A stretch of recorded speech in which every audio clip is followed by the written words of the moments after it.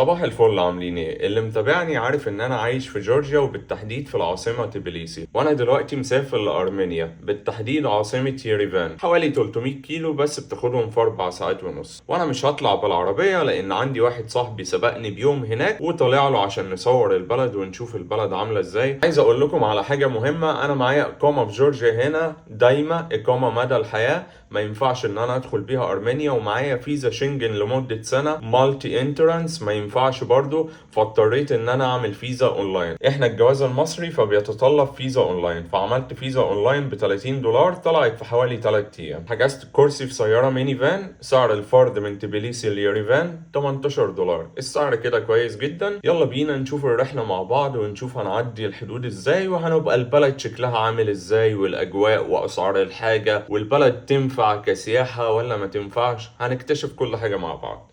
يلا بينا.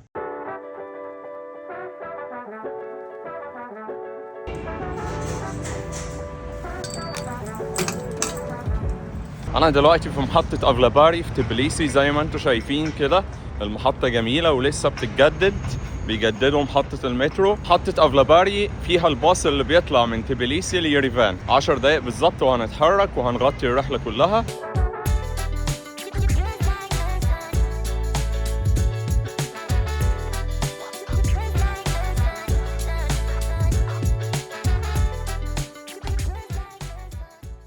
ختمت الخروج من جورجيا ودلوقتي رايح اختم الدخول من ارمينيا.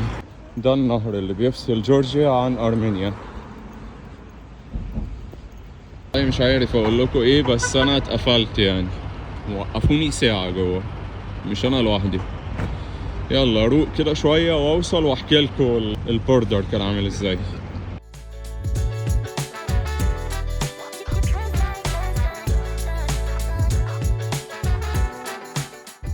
وقفنا في استراحة هنا نشرب قهوة زي ما انتم شايفين كده. لسه ما حولتش فلوس، مضطر ان انا ادفع بالكارت.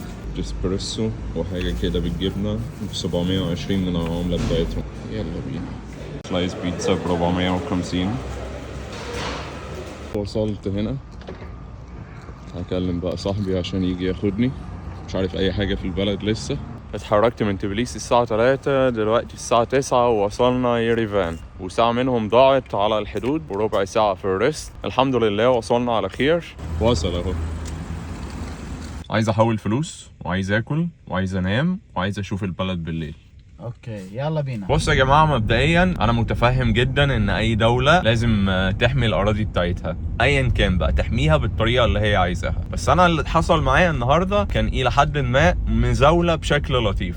اسئله كتير جدا، انت منين، داخل تعمل ايه، بتعمل ايه في جورجيا، معاك اقامه ولا لا، شغال ايه في جورجيا. قلت لهم عندي شركه في جورجيا. قالوا لي عايزين عنوان الشركه ورقم التليفون، عايزين عنوانك ورقم تليفونك الشخصي، اخر 3 سنين ايه الدول اللي انت زرتها، الكلام ده كله. يعني انا كنت خلاص قربت ازهق، وكنت قربت اقول لهم هاتوا الباسبور وانا راجع جورجيا تاني خلاص. بس الضابط كان بيكلمني بشكل محترم جدا، فانا كنت مكسوف جدا اقول له هات الباسبور انا راجع. يعني كانت اسئله كتيره جدا، وفي عندي في الباسبور اختام كتير، وفي الشنجن، وفي فيزا شنجن ساريه وكده. وكتب ورقه طويله عريضه كده، قال لي خلاص يعني من حقك ان انت تدخل ارمينيا. جيت عشان اختم الجواز وانا داخل، اسئله برضو تاني، وانت هتقعد فين في ارمينيا، ووريني الفندق بتاعك والكلام ده كله. يعني تمام، انا متفهم الكلام ده جدا، ومتفهم ان اي دوله من حقها ان هي تحمي الاراضي بتاعتها بالطريقه اللي هي شايفاها. وكمان الدخول من على الحدود غير الدخول من المطار. الدخول من على الحدود بيبقى اصعب وبيبقى ارخم شويه، ده في كل الدول. وانت داخل بقى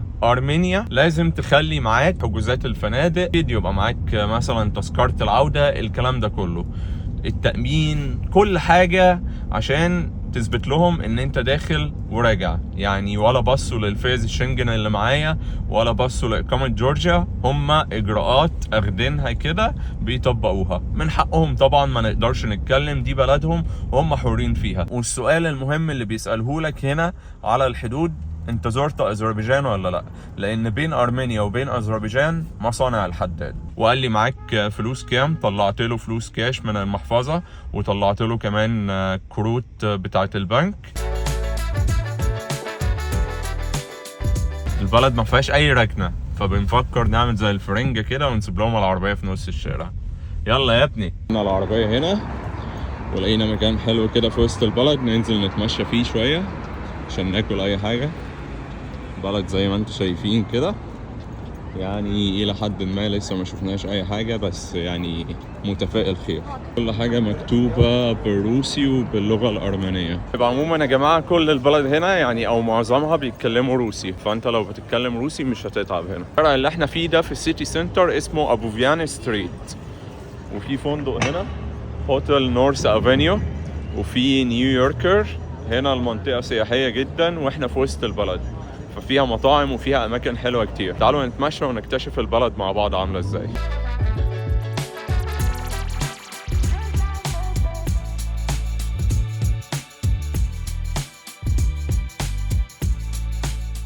زي ما انتم شايفين كده الشارع نضيف جدا والناس بتتمشى في وسط السيتي سنتر.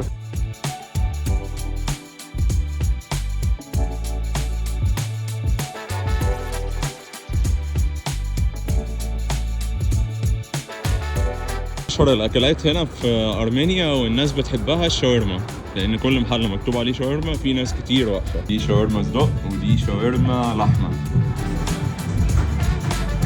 الشاورما كانت كويسة مش وحشة، هي مزيتة شوية. عجبتك؟ مزيتة سيكا.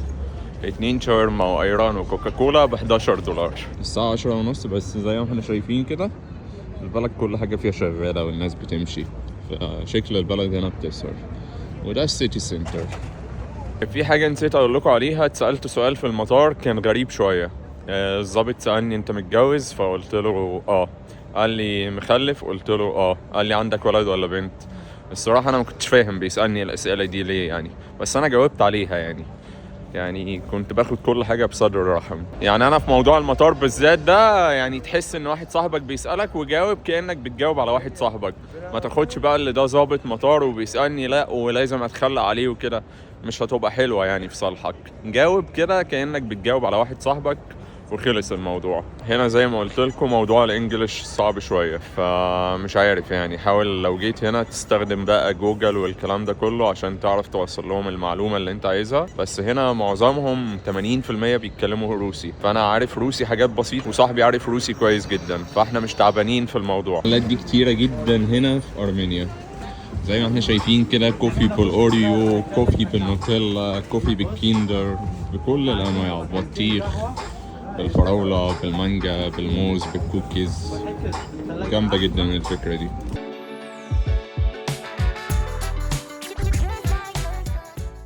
والكوباية كمان شكلها جامد جدا، وكتبوا لي اسمي باللغة الأرمنية. مشروع جامد جدا. 2 شايفين الحجم قد ايه؟ سعرهم $2.60. بس الأسعار هنا حلوة جدا والبلد رخيصة جدا. ده مفتاح أرمينيا مكتوب عليه ييريفان زي ما احنا شايفين كده.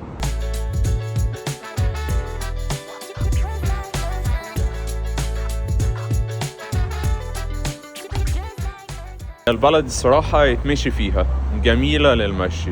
الناس اللي دماغها رايقة وبتفكر تعمل حاجة حلوة وبطريقة مختلفة.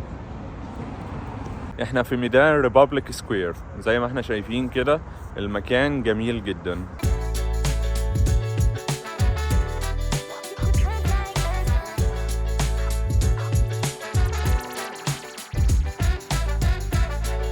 ده الفندق بتاعنا اهو، وفي جراج للعربية كمان. فندق 4 نجوم. تعالوا اوريكم الغرفة. ده الفندق بتاعنا اهو، سعر مفاجأة.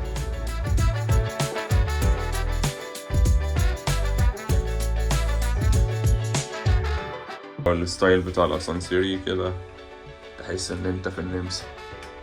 شايفين الغرفة قد ايه؟ غرفة كبيرة، سريرين توين. مساحة الغرفة يعني حوالي 35 متر.